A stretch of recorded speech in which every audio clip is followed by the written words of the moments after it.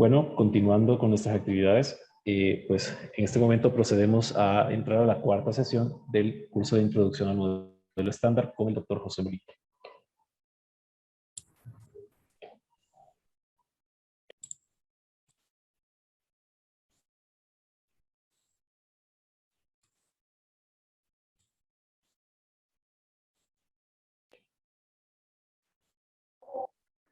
Hey, gracias, buen día.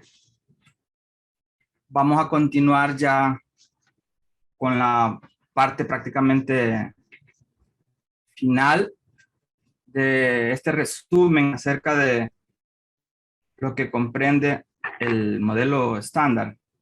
Hemos visto algunas de las interacciones y hoy vamos a continuar con un problema que teníamos o que se tenía en el modelo estándar y que fue necesario la introducción de una especie de una nueva simetría. A partir de eso también vamos a ver que como una consecuencia surge la teoría de Higgs. Y luego vamos a ver rápidamente, algunas implicaciones más allá del modelo estándar y tal vez vamos a tener una idea de cómo se comprueba esto en la realidad. Bien. Primero, una de las cuestiones que descubrimos ayer fue que al contrario de los gluones y del fotón, que son los mediadores de las interacciones fuertes y electromagnéticas, vimos que los mediadores de la interacción débil son masivos. Entonces, nosotros lo que queremos es describir esta teoría como una teoría de calibre también, una teoría con la cual pueda tener algunas cantidades invariantes. Nosotros sabemos que los bosones de Gauge de esta teoría, los W más y menos, que tienen spin 1, son los responsables por la interacción débil de carga. Esto de alguna manera nos remite a la noción o a la idea, nos sugiere un cierto parecido con la interacción electromagnética que transporta cierta carga también. Entonces, de alguna manera debería, en teoría, estar relacionada, por lo menos hasta donde llegamos en nuestro conocimiento al respecto. Pero también vimos que tienen masa, ¿sí? Lo cual también vimos en la primera clase y ayer, que por eso fue que descubrimos que tienen tan corto alcance.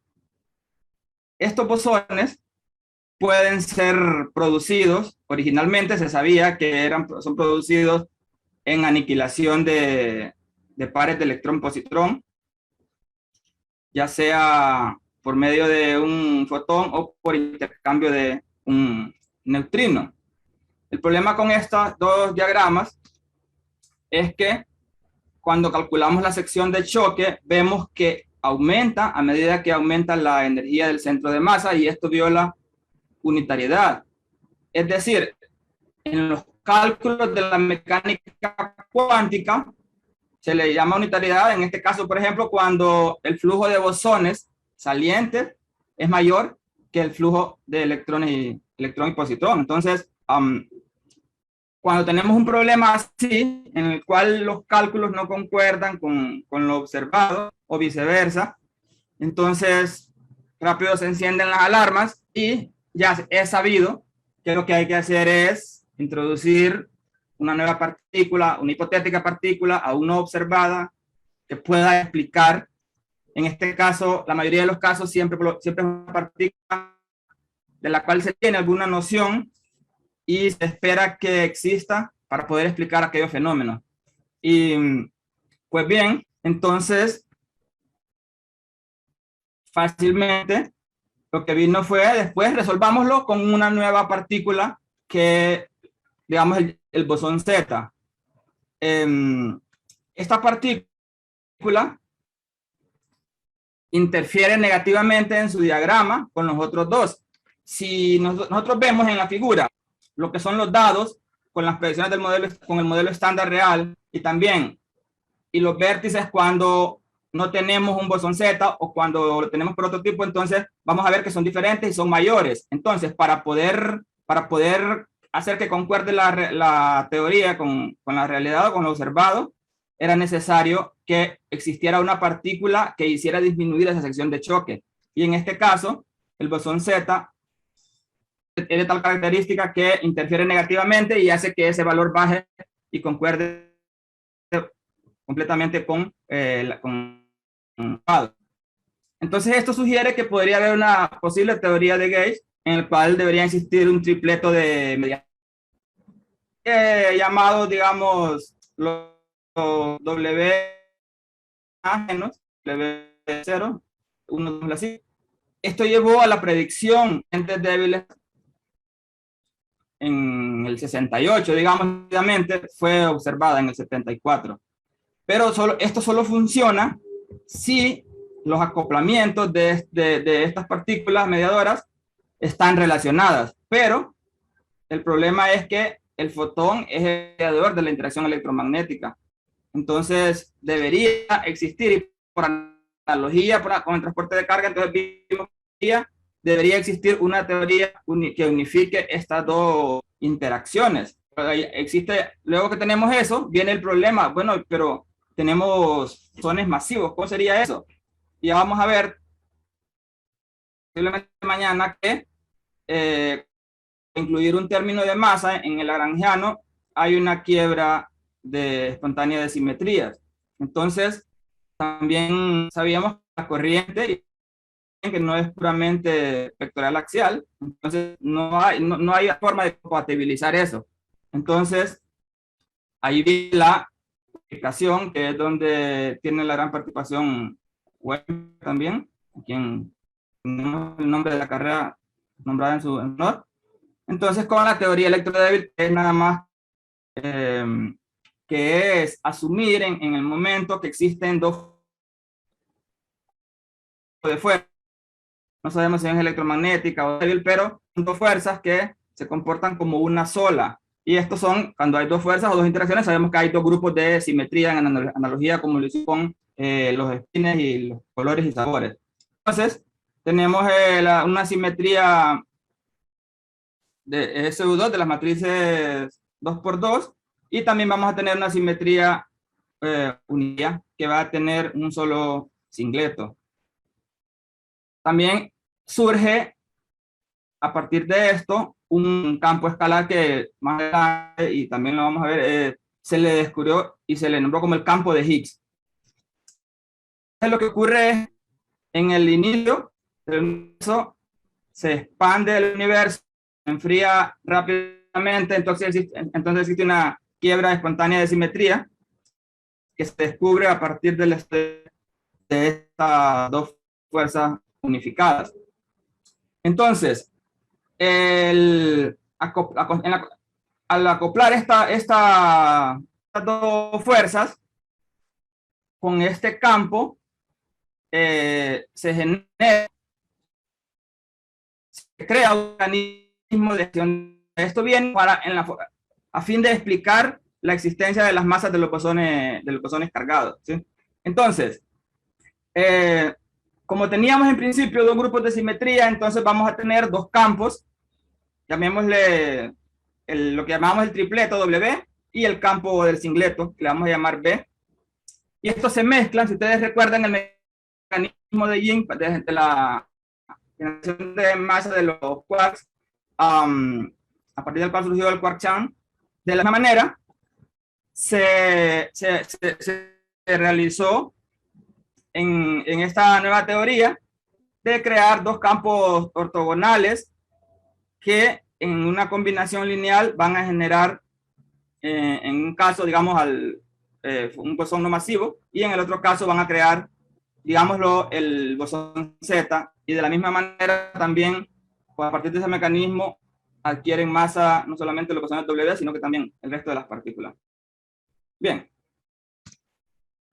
Quiebra espontánea de simetría, en una primera aproximación lo vamos a ver como ocurre cuando un sistema que tiene alguna simetría y debe respetarla. Sabemos por el teorema de Nether que debe haber una cantidad conservada cuando existe una simetría. Entonces, cuando tenemos digamos, un grupo de simetría que tiene ciertas características matemáticas y queremos nosotros describir siempre en toda la lagrangiana que describe, digamos, a esta interacción, queremos nosotros encontrar su valor mínimo, el valor de menor energía, o sea, su estado fundamental, o el estado del vacío, ¿sí?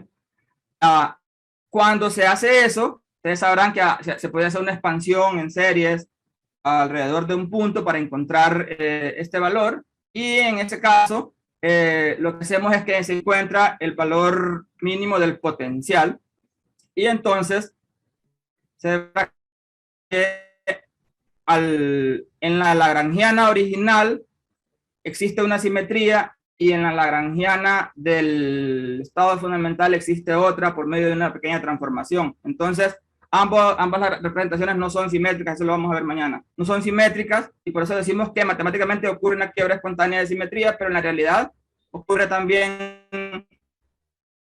digamos, en materiales ferromagnéticos que hablaban también hoy en la charla de la mañana. Ocurre que los espines se van a alinear a bajas temperaturas cuando las temperaturas no lo hacen. Pero una vez que se ha roto, quebrado una simetría, ya no podemos nosotros dentro del mismo sistema poder descubrirlo o percibir aquello, que no tendríamos cómo compararlo con un observador externo. Está escondida, nuestro trabajo es encontrarla. Mañana vamos a extendernos en este concepto o a entenderlo, ¿verdad?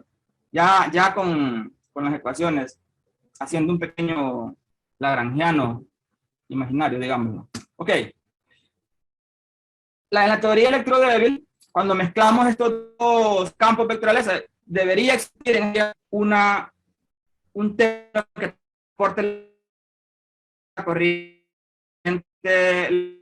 término que transporte la corriente débil. Entonces, cuando mezclamos estos dos términos, nosotros ahora no vamos a tener una constante de acoplamiento como hemos visto que tiene cada una de las interacciones, sino que ahora van a haber o habrán dos constantes de acoplamiento y que se relacionan por la constante de acoplamiento del campo electromagnético por, digámoslo, mediante este ángulo que vemos por acá, que es el ángulo de Weinberg, ¿sí?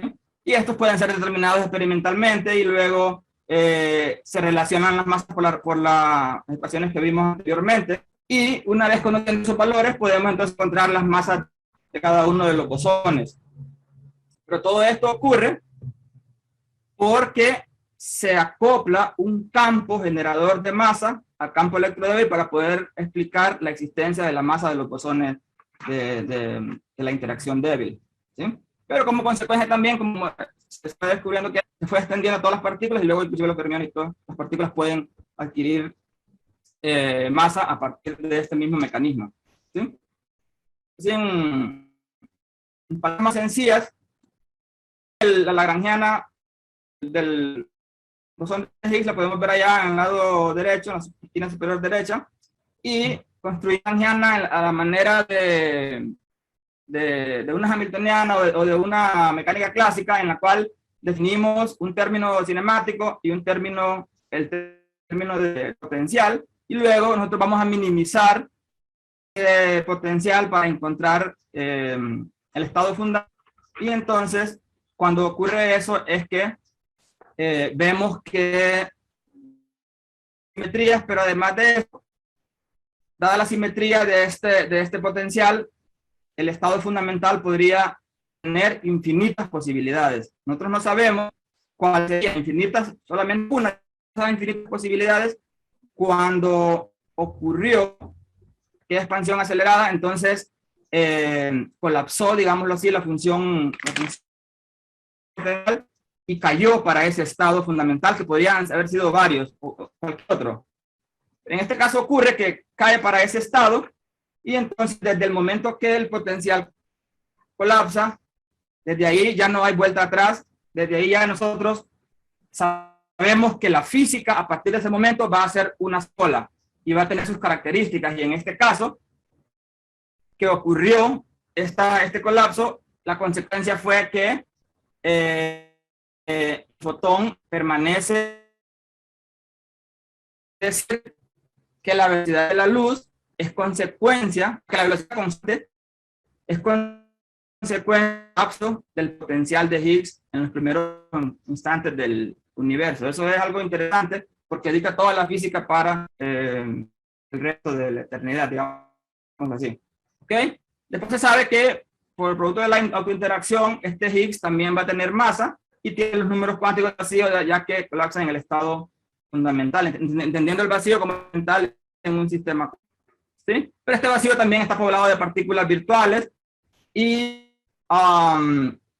están todo incluido dentro de que permea el universo, digámoslo así, que es lo que se conoce como el campo de Higgs, en el cual las demás partículas también adquieren masa producto de la reacción con él. ¿Y por qué sería esto tan importante? Primero porque nos ayuda a explicar la existencia de algo que ya observamos de bosones masivos.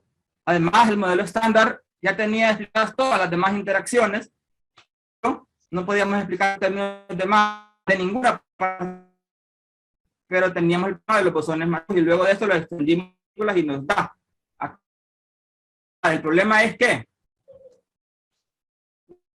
ni bonita ni tan hermosa, no importaría que fuera bonita ni hermosa si no existiera el bosón de Higgs, pero ya demostramos, encontramos en 2012 que sí existe. Entonces eso denota que el modelo estándar es una teoría, la teoría más hermosa, si no la más hermosa que hemos creado los humanos para explicar la mayor parte de los fenómenos que conocemos. Bien, ¿cómo ocurriría de una forma pictórica el mecanismo de generación de masa con la interacción del campo de Higgs? Nosotros sabe que en esta teoría una partícula que viaja en el vacío sin masa, pero con una constante de acoplamiento, a la manera de acoplamiento electromagnético, también tenemos un acoplamiento con este campo de Higgs, y cuanto mayor sea el acoplamiento de esta partícula con el campo, mayor va a ser la masa que va a adquirir producto de la interacción con el mismo. Así como en una interacción electromagnética tenemos un producto, tenemos un fotón que va a intermediar estas interacciones, el producto que se obtiene de la interacción de una fuerza observable va a ser en este caso la masa cuando se interacciona con el campo de Higgs, y para eso es que existe y fue teorizado. ¿Ok? Nosotros sabemos que, por ejemplo, el quark top tiene una constante de acoplamiento bastante fuerte con el campo de Higgs porque su masa es una de las mayores. Y en teoría, con suficiente energía, debería haber sido posible crear el Higgs mismo, y fue así como se comprobó en el CERN la teoría electrodébil, la que mencionamos. Esto solamente como una forma de cerrar, porque no teníamos una manera de saber cómo se introducía el término de masa en la lagrangiana, hasta que surgió el problema de la unificación electrodébil. Esto no quiere decir que la teoría electrodébil sea una verdadera unificación, porque involucra dos interacciones diferentes para una supuesta interacción unificada. Entonces, es una interacción, es una unificación que nos resuelve muchos de los problemas también, pero decir que sea la teoría verdadera, o sea, una fuerza, digamos, una hipotética, así como pensaban anteriormente con la teoría débil, podría ser una interacción completamente diferente en otra métrica, en otra matemática, que explique con una sola constante de acoplamiento, pero de todas maneras funciona, no nos vamos a poner a discutir por eso, ¿ok? Ya sabemos que funciona y dejémoslo por ahí por mí, que tenemos otros problemas que resolver, y después podemos venir a revisitar eso si quisiéramos de alguna manera, y de hecho hay gente que también lo estudia. Bien, el modelo estándar, como todo ser humano, como toda persona o como toda creación humana, tiene sus problemas, tiene sus bondades y tiene sus defectos. Entonces el modelo está claro que al ser una creación humana va a tener también algunos defectos. Sabemos que es una teoría bastante precisa, casi todas las cuestiones observadas han sido, predichas, perdón, han sido observadas con un grado de exactitud exagerado. Sabemos también que las masas de todos los fermiones también son generadas por... Pero solamente no se puede predecir de las que tendrán estas partículas. ¿Sabe? Tienen mayor o menor en proporción. No se sabe cuánto será la masa. Hasta hemos visto de todas las interacciones que ha habido juntos, existen alrededor de unos 20-25 parámetros a medir el modelo estándar. Veamos las masas de los bosones, digamos, las constantes de acoplamiento, las masas de los quarks. Entonces, todo esto son parámetros, los ángulos son los que se pueden medir y han sido medidos en los distintos experimentos. Aunque explica muchas de las cuestiones, sabemos nosotros que es difícil que esta sea una teoría final que explique completamente todo lo que observamos, pero es lo mejor que tenemos, no nos vamos a dejar, ¿sí? Pero a pesar de todo lo que explica, quedan algunas cuestiones que uno se puede preguntar. ¿Por qué solo hay 3 familias de quarks? Antes se conocía el U y el D, después 2 familias, luego se extendió a 3, pero no quiere decir que solo existan 3 familias de quarks.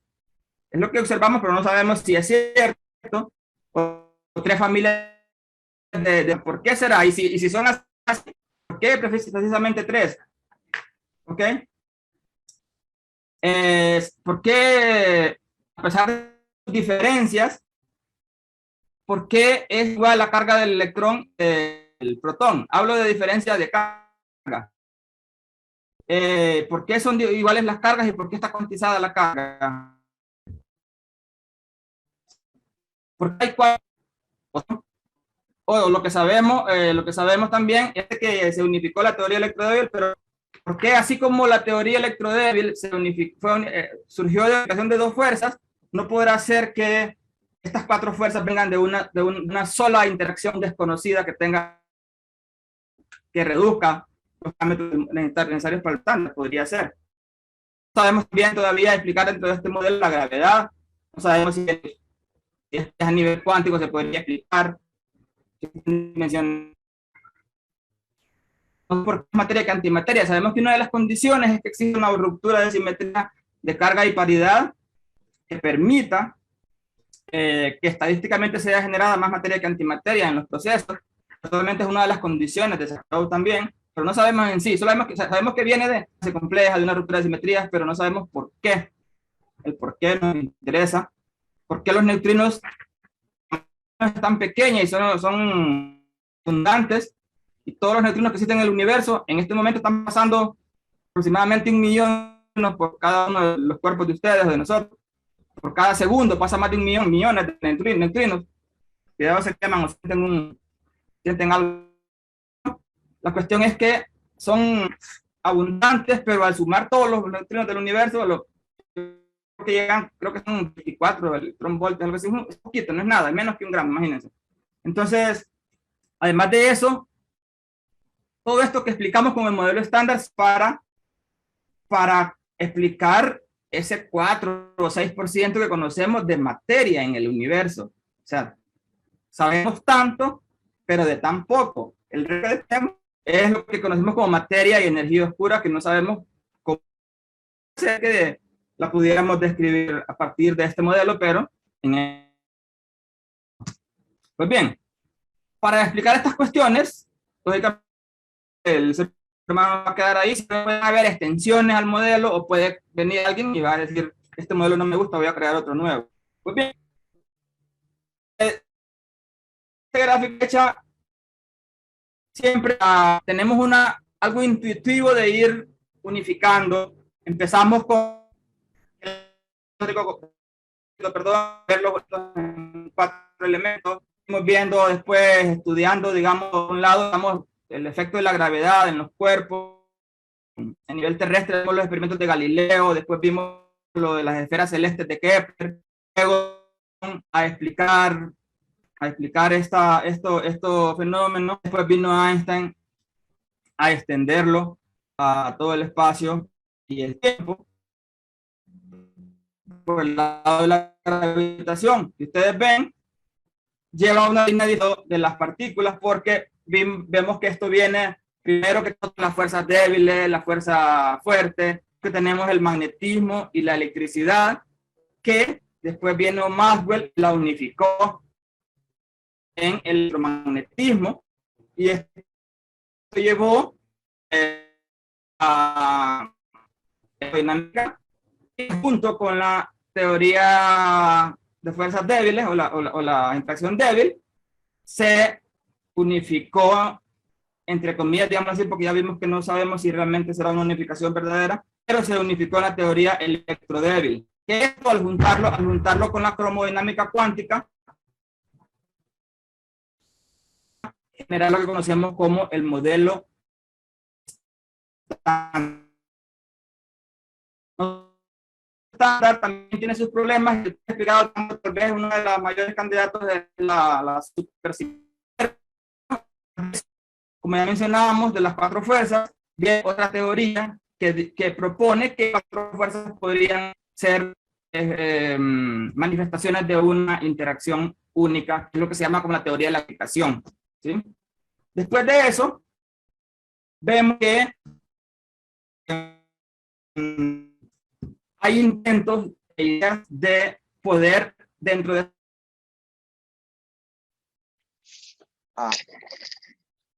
Perdón, se fue lento.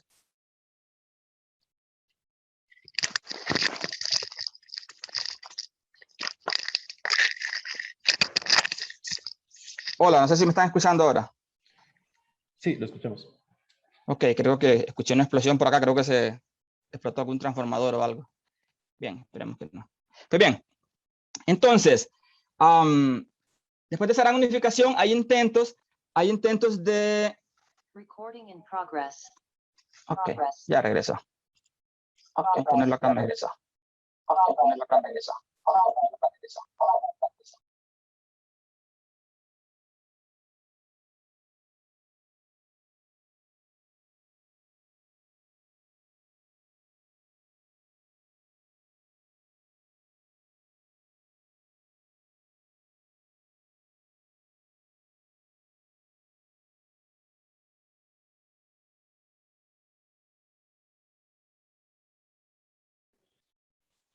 Moderador.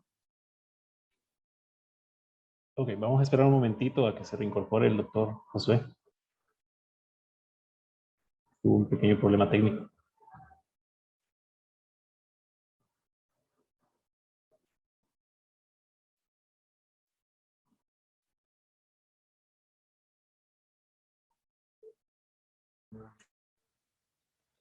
Ok, ahora me escuchan.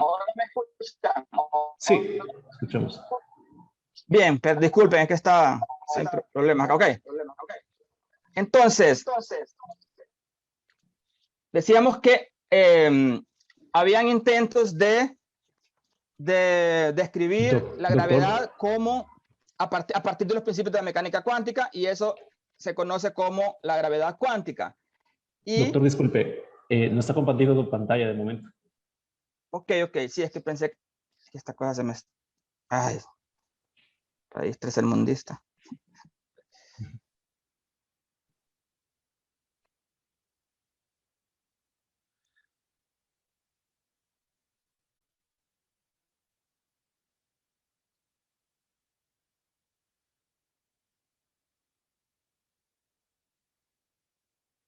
Bien, disculpen. Creo que ahora sí me escuchan, ¿verdad? Sí, fuerte, claro. Gracias. Bien, entonces, decíamos, volvemos como que la gravedad cuántica no quiere dejar ser explicada. Bien, entonces decíamos que habían propuestas de que la gravedad cuántica podría ser explicada a partir de los principios de la mecánica cuántica. Y luego, después de esto, surge la teoría final que tenemos los seres humanos, que es, básicamente, no queremos mucho, somos bastante, no es que seamos pretenciosos, solamente queremos saberlo todo.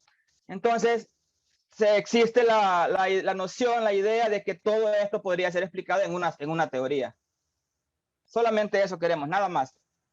Entonces, ya con eso, tenemos más o menos el camino a seguir para poder tener más o menos una hoja de ruta para quienes estén interesados en ver para dónde se pueden ir metiendo. Y vamos a ver más o menos algunas de estas posibles opciones. La opción que tiene por ahora las mayores posibilidades es la supersimetría, que como una de las extensiones al modelo estándar, y es de hecho la que está más aceptada, ¿sí?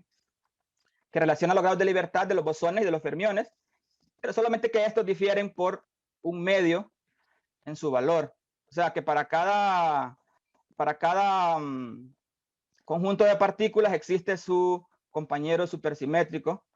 Por ejemplo, el spin del electrón, digamos que sería un medio. Entonces, en supersimetría, su supercompañero tendría spin 0. ¿Ok? Estas partículas deben ser muy pesadas, que si no ya las habríamos observado en los experimentos. ¿Sí? Pero además, como introduce nuevas constantes, introduce además un nuevo número cuántico, que es la paridad R, ¿sí? Además requiere por lo menos 5 Higgs en un caso mínimo, por ejemplo. Y entonces, una consecuencia de esto que digamos que si es conservada esta paridad, estas partículas deberían ser producidas en pares a partir de la materia que nosotros tenemos. ¿Sí?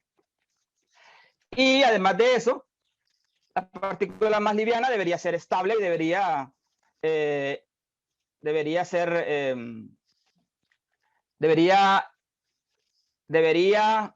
dejar trazas, dejar rastro. O sea que como no va a interaccionar con la materia, pero sí ser producida, pero no interaccionar. Entonces, si nosotros recreamos un proceso de este tipo, deberíamos poder observarla a partir de lo que no está, o sea, de lo que no observamos, digamos, energía y momentum que falta. Entonces, al poder sumarle a la ecuación, vamos a ver que eso podríamos identificarla como una partícula simétrica, y las órdenes de magnitud de las energías estarían entre 100 y 1000 o 1 tera, y deberían ser encontradas en el LHC, por supuesto. Pues bien, la gravitación cuántica tampoco está incluida por problemas de la formulación que la describa. Es muy complejo describirla en procesos perturbativos, y además tiene un alcance extremadamente largo, y se supone que el transportador de esta interacción debería ser el gravitón, que debería ser no masivo y de spin 2.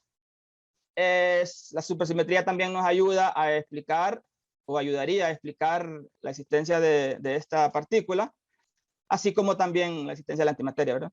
Perdón, de la materia oscura.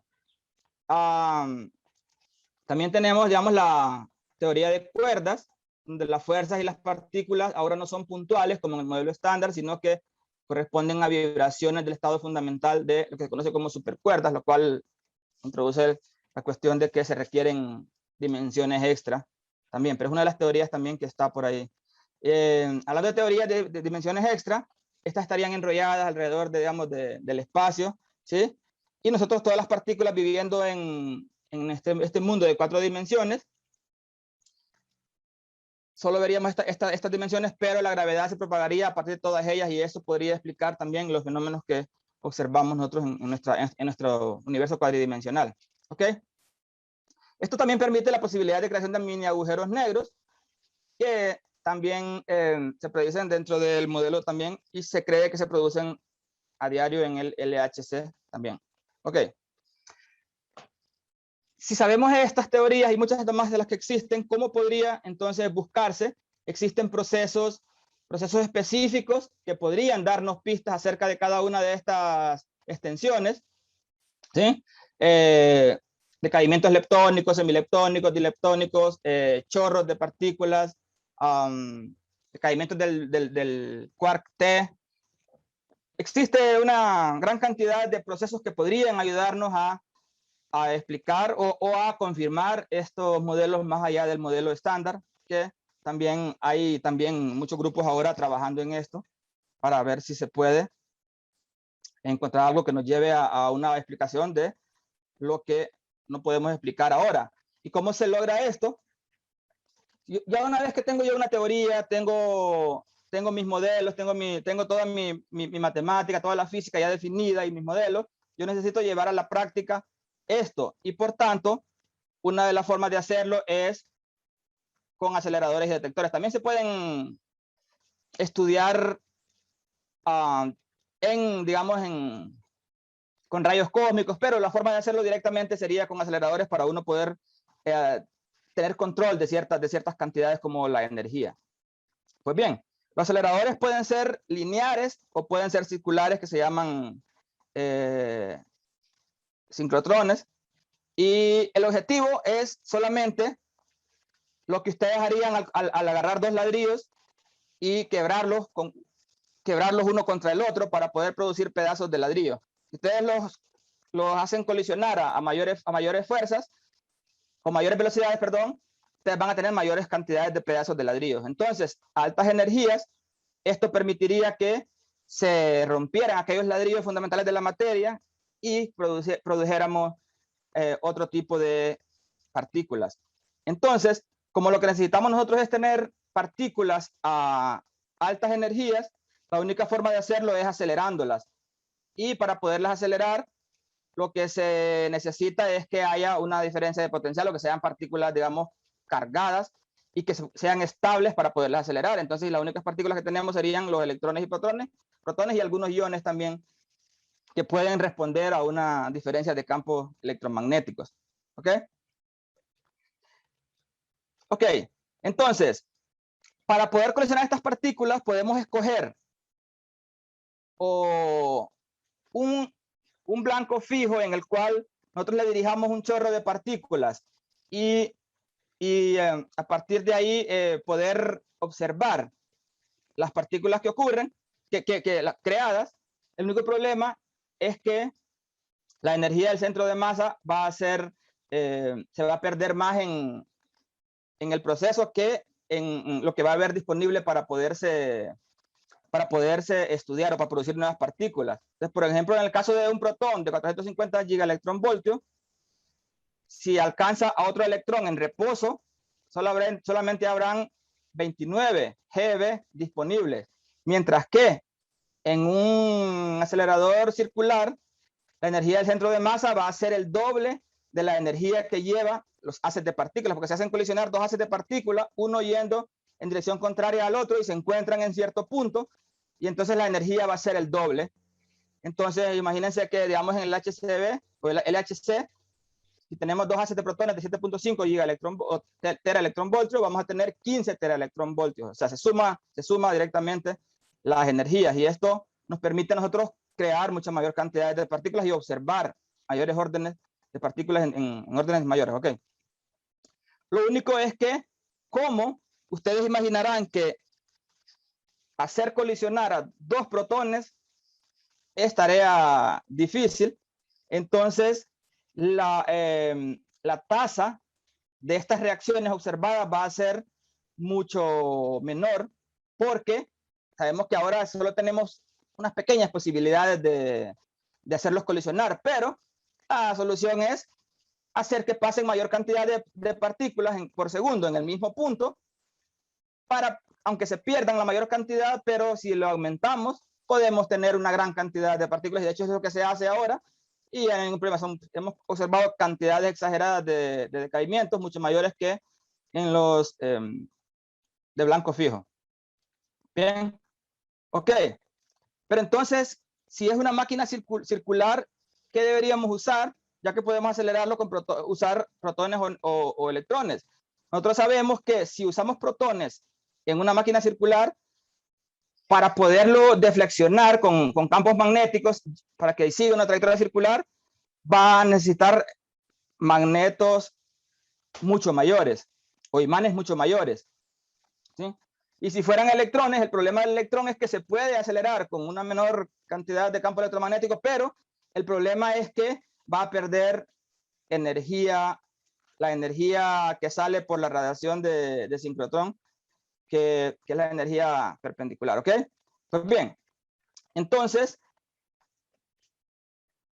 lo que se debe hacer es, o se usa protones en un acelerador circular, o se usa un acelerador lineal, pero usamos electrones. Y esa es la convención que se tiene, y ambos tienen también sus pros y sus contras.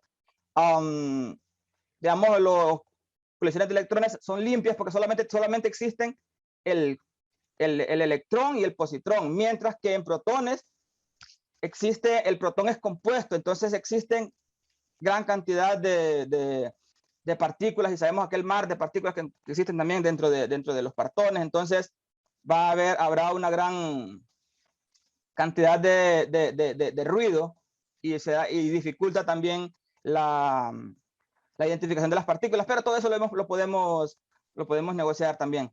Bien,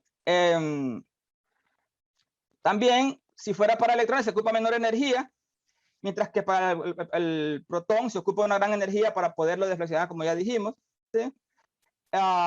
Además, se conoce la energía de un par electrón-positrón, mientras que la energía de los pares quark-antiquark, que son los únicos que reaccionan en una colisión de protones, es desconocida, y entonces habrá problemas también, pero ambas se pueden llegar a un punto en el cual nos podamos nosotros servir de ellas.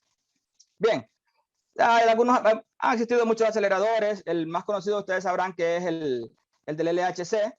También está, por ejemplo, el del Keck en Japón. Hay varios en varios lugares. En Estados Unidos también hay varios. Entonces, y están creando también ahora un superacelerador en China. Entonces, no hay ningún problema. Lo que nosotros queremos es, una vez que definimos si queremos un acelerador lineal o uno circular, entonces tenemos que saber cómo funcionan estos aceleradores.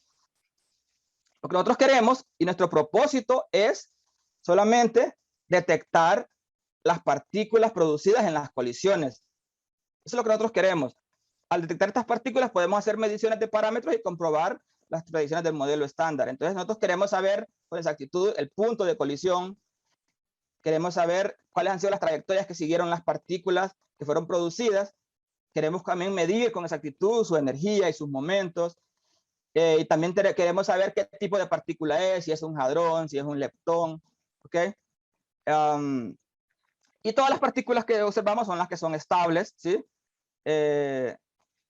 O sea que son las que cruzaron a los detectores y dejaron algún rastro de alguna manera para poder medir una cantidad ahí. Bien, imaginemos que tenemos una partícula que decae en dos cuerpos. Nosotros queremos producir una partícula, digamos, el bosón Z, digamos, o el Higgs, o cualquiera. Este decae en dos partículas que tienen masa 1 y 2.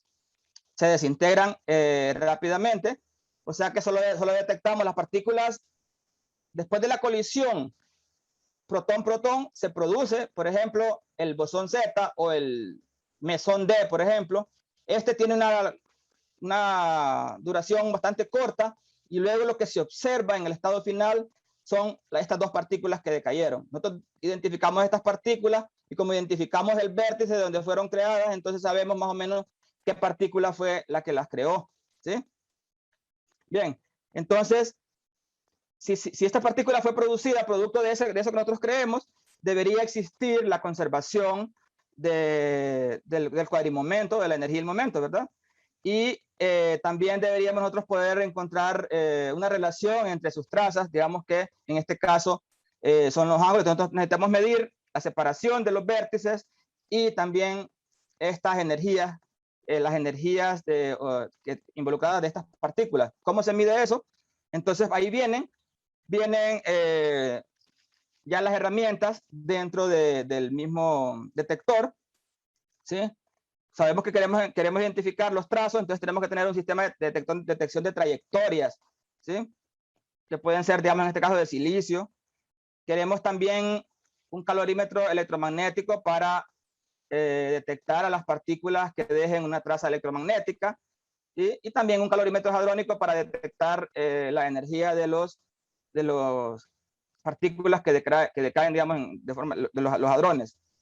Los muones, como prácticamente pueden pasar todo un detector y no sin interaccionar, necesitan otro tipo de detector también, que se llama cámara de muón, ¿ok?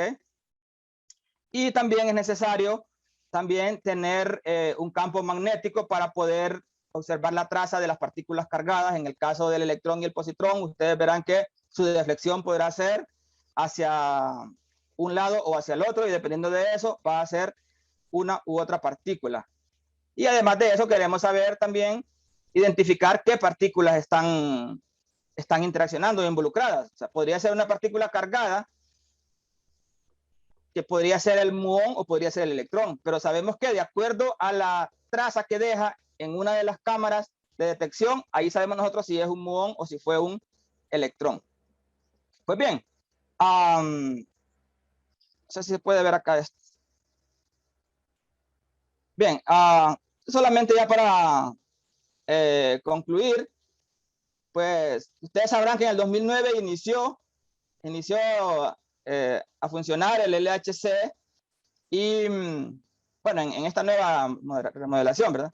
Y hubo un accidente que se derritieron los tubos de donde ocurría. Entonces la gente empezó a tener miedo y surgió un chiste ahí de que está seguro de que esto va a salir todo bien y que no hay ningún problema. Ya no te preocupes, si tenemos a los mejores físicos del mundo y tenemos a toda la gente más inteligente y no sé qué más, ¿qué podría salir malo? Y aparece otra imagen a la par. Hace 13.800 millones de años ocurría lo mismo, y entonces la analogía con la creación del universo. Pues bien, esto solo es un chiste, no es que el LHC va a destruir al mundo como lo cree mucha gente, pero si ustedes quieren ver, por ejemplo, cómo crear nuevos universos, no se vayan a perder la clase de mañana, porque vamos a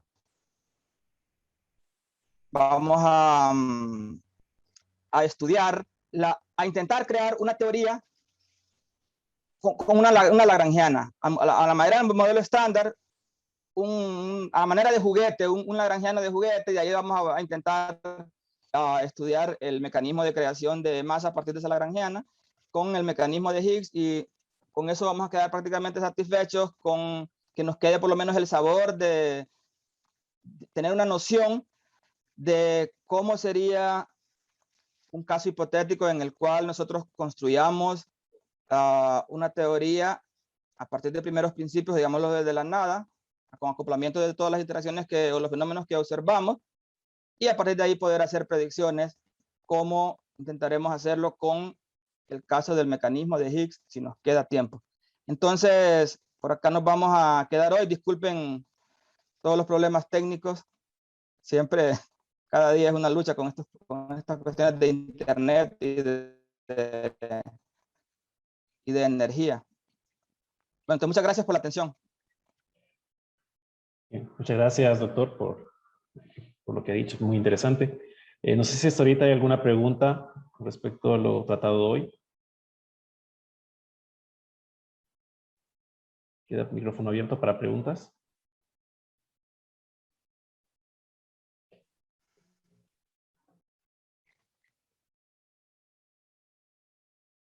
Brian. Hola, Josué. De nuevo, muchas gracias por el excelente curso que nos has dado. No, sabemos que no es fácil preparar una charla, no digamos todo un curso. Quiero aprovechar para agradecerte. La pregunta que tengo, Josué, es con la última parte sobre la parte experimental y la combinación con física más allá del modelo estándar. A tu criterio, ¿dónde estamos fallando? ¿Por qué no hay trazas de nueva física? Bueno, en el sentido más bien de por qué no es posible corroborar uno de los tantos modelos que hay, dimensiones extra, todos los modelos de supersimetría, supergravedad. ¿Por qué no podemos ayudar? ¿Qué está haciendo tan difícil que en el futuro le puedan dar el premio Nobel a gente como Juan, por ejemplo, que ha hecho tanto trabajo duro, pero asociado a supercuerdas, todos a los super, ¿no? Entonces no sé si nos puedes ahí comentar Sí, más. la cuestión es de las dificultades técnicas. O sea, y además de las dificultades técnicas, hay cierta, como, o sea, es pretencioso decir uno, en nuestro nivel, decir que hay dificultades de visión, digamos, de los mayores científicos del mundo. no quiero decir que sea falta de visión, lo que quisiera decir como que a veces estamos empecinados en un modelo,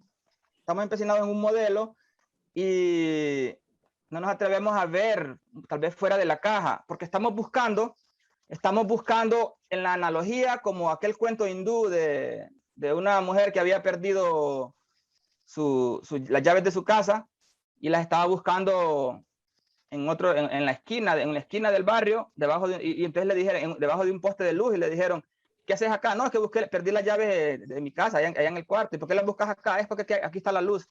Entonces no quería buscarlas en la casa porque no tendría cómo verlas. Entonces tal vez estamos nosotros buscando donde está la luz, pero no estamos buscando en la casa las llaves. Entonces estamos buscando donde nosotros creemos que existe eso, a partir hablo del modelo estándar, y todos los detectores, toda la parte técnica involucrada en esto está hecha para favorecer los descubrimientos, las predicciones del modelo estándar.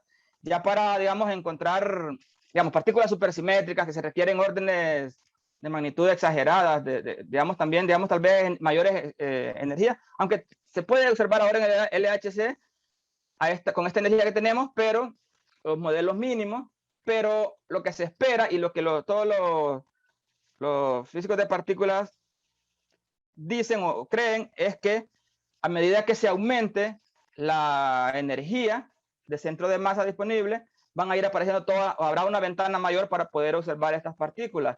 Podría ser cierto, pero yo veo poco probable, a menos que surja un nuevo paradigma de observación. No sé si me voy a entender, que no es que esté mala nuestra aproximación, pero tal vez está muy dirigida a lo que queremos encontrar, y como que tenemos cerrado más que todo los ojos hacia otras cuestiones. Recordemos que la mayor parte de los físicos, digamos, estas extensiones son a nivel teórico, y los experimentalistas vienen de la escuela del modelo estándar. Tal vez por ahí podría venir. Muchas gracias. Muchas gracias. Tal vez no sea del todo malo, que no se demuestren estas nuevas o extensiones o nuevas propuestas. Tal vez dentro de lo malo sería peor tal vez si las encontrásemos y nos quedásemos por ahí creyendo que esa es la verdad, y tal vez si esto que no las encontremos nos haga abrir más los ojos y poder ver hacia otro lado y buscar nuevos métodos para poder, o nuevas alternativas para poder explicar lo que estamos viendo, y tal vez pueda venir aquello de una nueva interacción, otro tipo de cuestiones que no estamos contemplando tal vez.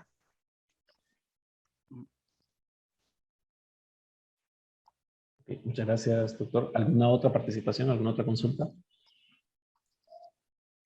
Yo quería preguntarte que, bueno, tengo entendido que también se pueden estudiar partículas con cosas como rayos cósmicos y lo demás, aparte de aceleradores, ¿no? Y los rayos cósmicos, por ejemplo, alcanzan energías bastante altas.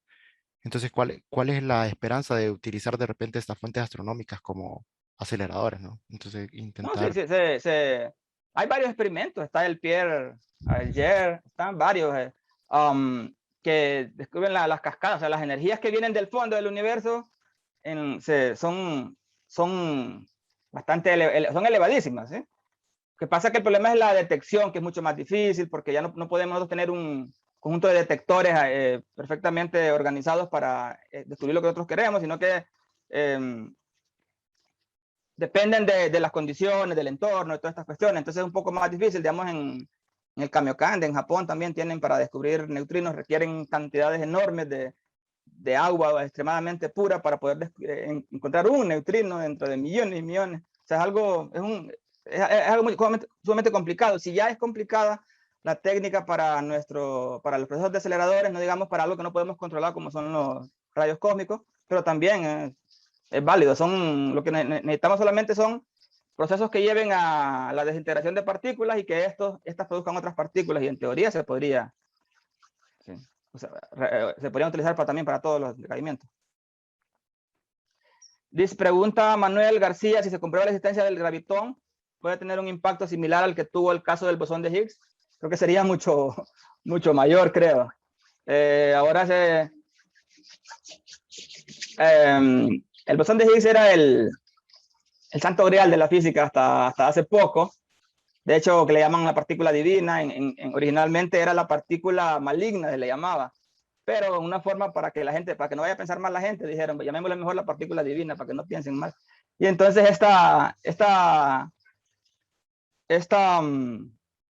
partícula era la responsable, digámoslo así, por explicar algo que no se tenía ninguna noción, que es la masa de las partículas, pero también ahora nosotros hay algo que ya tenemos, ya lo descubrimos, el bosón. Ahora lo que se está buscando es el explicar la gravitación. Creo que estamos más interesados en explicar la gravedad que en cualquiera otra de las otras cuestiones que tenemos. Ustedes vean, por ejemplo, la cuestión de las ondas gravitacionales, se está revisitando la formulación de la teoría de la gravitación, porque el gravitón tiene los días contados, o los años o los siglos, pero de que de alguna forma se va a explicar eso, va a implicar, o sea, una revolución también, ¿verdad? Así para la mente del ser humano, capaz de crear, imaginar estas cuestiones y de poder explicar lo que observa.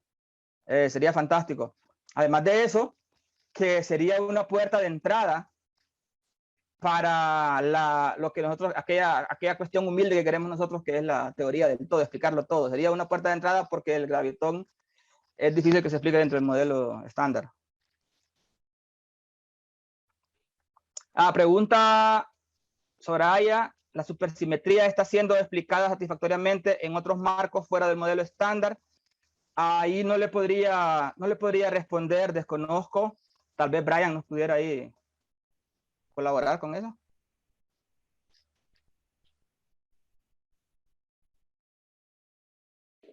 Perdón, ¿cuál es la pregunta? Pregunta: ¿la supersimetría está siendo explicada satisfactoriamente en otros marcos fuera del modelo estándar? Ahí en el chat lo tienen.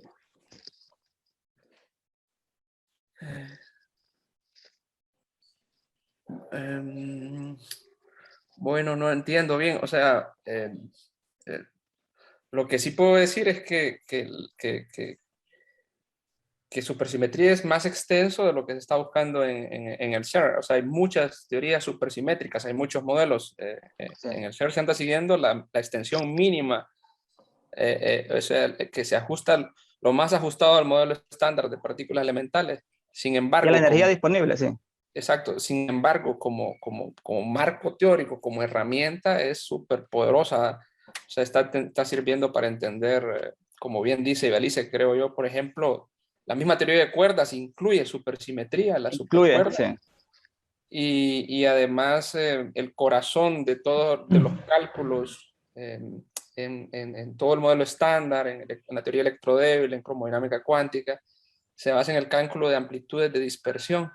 Y supersimetría desde los 80 ha sido una herramienta poderosa para entender nueva matemática, nueva estructura en amplitudes, que una vez se entiende como modelo de juguete, uno regresa a teorías que sí pueden ser medidas, que pueden ser corroboradas o descartadas en el experimento, y las técnicas que surgieron en supersimetría están siendo muy, muy útiles. O sea, hablar de supersimetría, de teoría cuántica del campo, es como hablar de geometría diferencial, topología en matemática. Es un marco teórico, una herramienta para hacer cálculos en diferentes áreas. Entonces, en ese sentido sí es muy utilizada, y yo diría que sí es ampliamente exitosa. Incluso si uno le exige a la supersimetría, con respecto a la plática de Josué, por ejemplo, que lo ha mencionado casi seguido, si se le exige que sea invariante bajo transformaciones locales,